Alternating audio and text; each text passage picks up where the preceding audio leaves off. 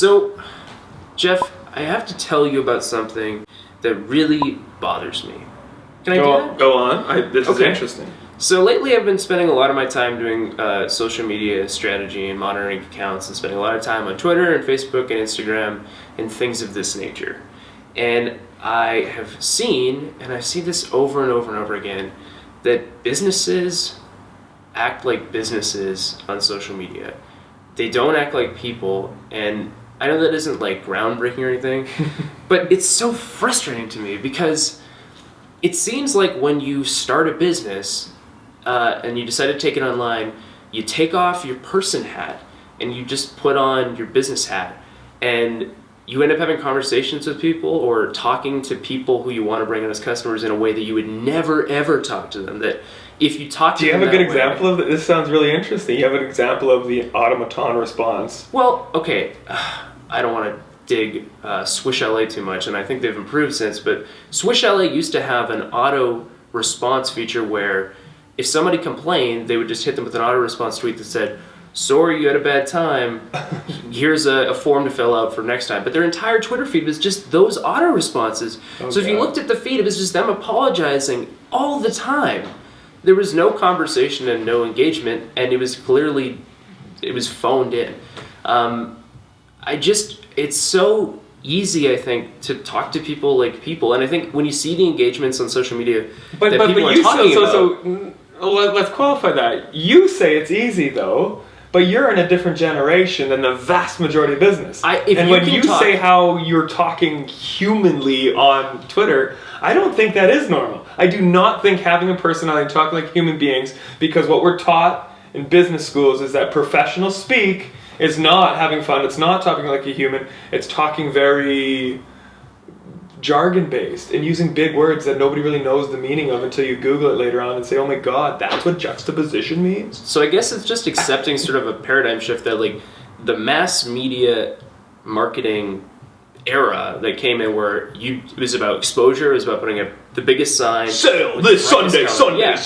And drawing attention to yourself that way, that has more or less kind of gone away. I mean, exposure is still important, but the internet and social media have re-democratized selling. So, episode 45 of In the Lab, the re-democratization of the world, of brands, of business, of everything.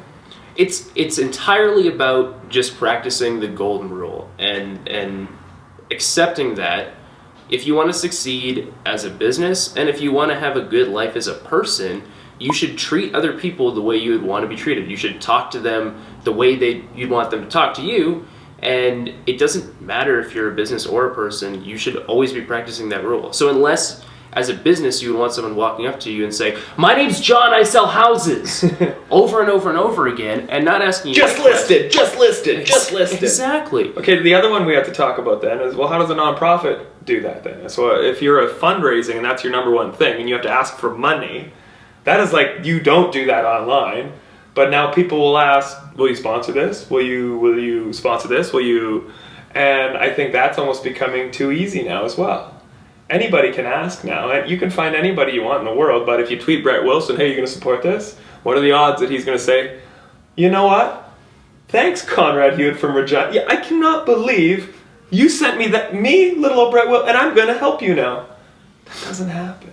But I guess it's just having a conversation. It's engaging, and whether you're a nonprofit or a for-profit business, you should be talking to people and engaging with them and demonstrating the value of what you do. One of my great mentors, Jackson Middleton, the Kilted Broker, talks about how people Kilted Media now, yeah, and then the Kilted Kitchen now.